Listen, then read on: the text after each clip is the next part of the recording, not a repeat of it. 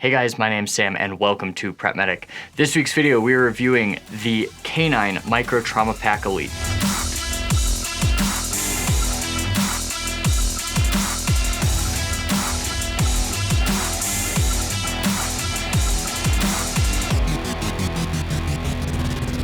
I've reviewed a number of K9 first aid kits on this channel. However, I will be the first to tell you that I am not an expert in K9 first aid. I have a basic understanding, have gone through a couple training courses, but it is definitely not my wheelhouse.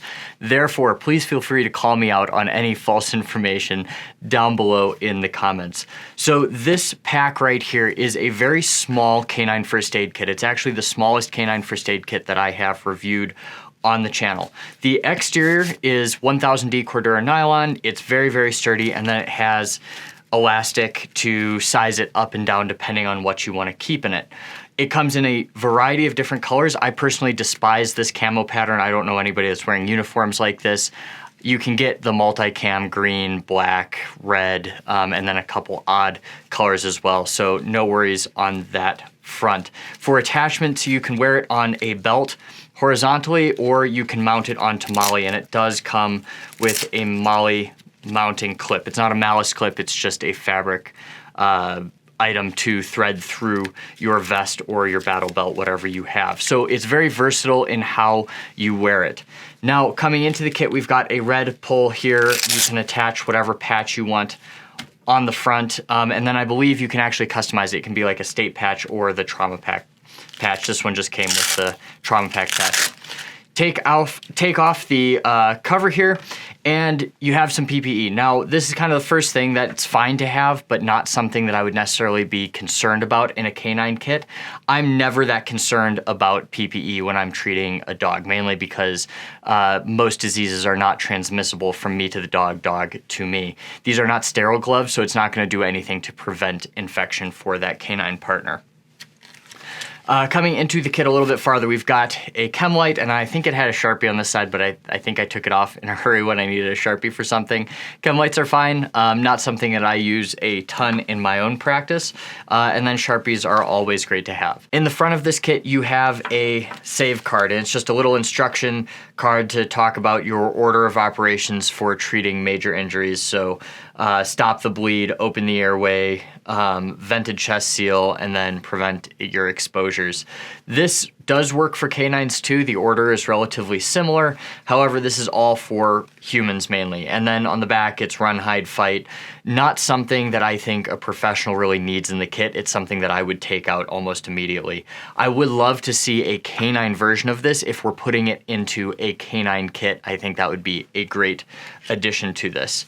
Now, everything in this kit is in one big elastic pocket. So that's nice in the fact that you can put a variety of different supplies into it. However, it does mean that when you take one thing out, almost everything's probably going to come out, or it has the potential to on you. In the front, we have, just like that, we have a stretch wrap and tuck tourniquet.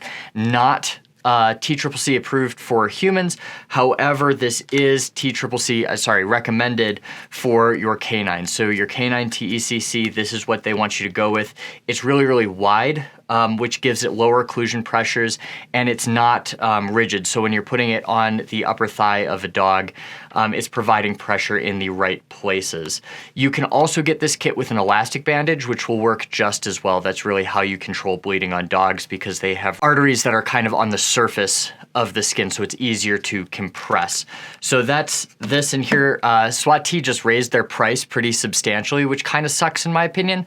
It used to be like $11, and I think now it's like $24, which is getting close to your other major options. All right, the next thing in this kit is going to be your quick clot. This is packing gauze. You pack wounds on a dog similar to packing wounds on a human. The only difference between this quick clot packing gauze and the one that comes in like the LE case or the tactical green case is that this is just a little bit less. I'm not entirely sure how much less, but it's a yard or two shorter. So you might not be able to use the other end to pack another wound, just a little less versatile, but it is very, very compact. And then the last two things in here, you have hyphen chest seals. I don't think this is the greatest choice for canines. Now, this is just one chest seal. They tore it in half, so you're only getting half of it. for these dogs. The reason I don't think this is the smartest choice for canines is that they're not super big, and these aren't the stickiest on the market. I think the Halo is a little bit bigger, and it's a little bit stickier. It's really hard to get down through that hair to get a really good seal for them. So not the best choice in my opinion. The other thing I might like to see in here is like a razor or something to really get down to the dog's skin, but chest seals are going to be a problem for dogs, and I don't think this is the best one you could possibly have in the kit. That being said, it is compact, which is probably why it's in here, so it's better than nothing, but I really hate that argument for a lot of items. So maybe not in that case. It's also folded in half, so that's fine for a short period of time, but if it's in there for like a year or more, that's gonna start to retain the shape, and I've had some issues with my chest seals coming out kind of malformed. And then last but not least, and I'm a little bit confused if they changed this or not, we have the Clever Cutter, which is basically a fancy box opener, and it's in place of trauma shears. The website says it's coming with trauma shears, so maybe that has changed.